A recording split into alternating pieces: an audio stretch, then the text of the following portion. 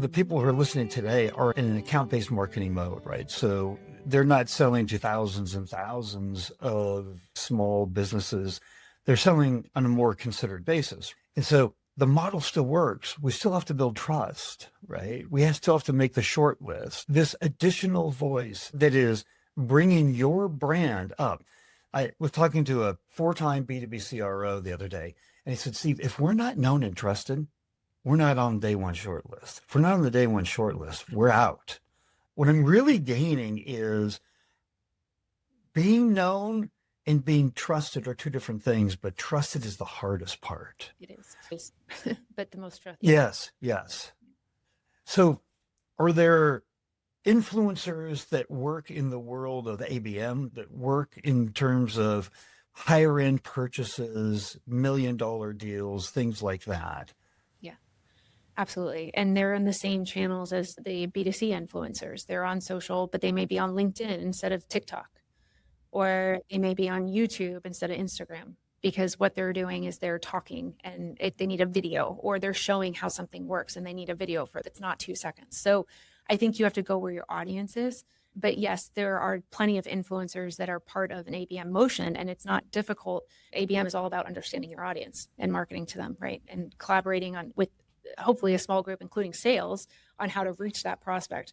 But it's just like anything else. If you know that they enjoy drinking wine, you do a virtual wine tasting. Maybe you have an influencer who talks about different types of wine that you can send them to. And later there's a connection that draws out more of a usage-based conversation. There's plenty of ways to leverage them across the funnel in any type of marketing campaign, including ABM or broad marketing.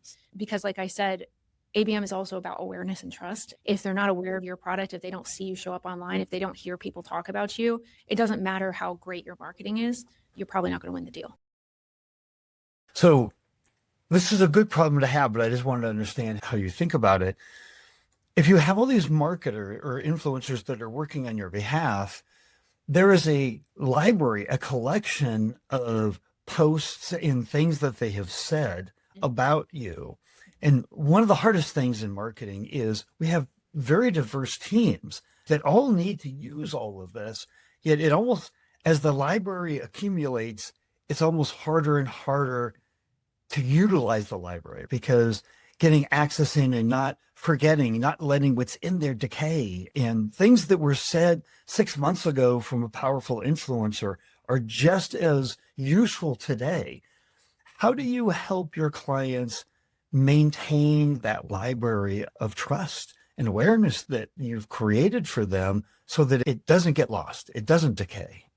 Yeah, I think that boils down to what I talked about earlier, which is UGC. The best for B2B marketing, I think one of the best ways to show on your website that you're trusted and to show social proof is to have videos of partners and creatives talking about you on your own website. When you work on UGC, there's a different cost for that. That means you're allowed to take the content and own it for 6 months or a year. Your work is not done once you sign the contract and a creator posts or whatever. It's then you have to take that and turn it into what can be considered a marketing or a sales asset for the next few years, even if it would remain relevant, if it has that longevity to the post, which oftentimes it might in B2B. It's about collecting that library of content, using it across your owned and earned media channels.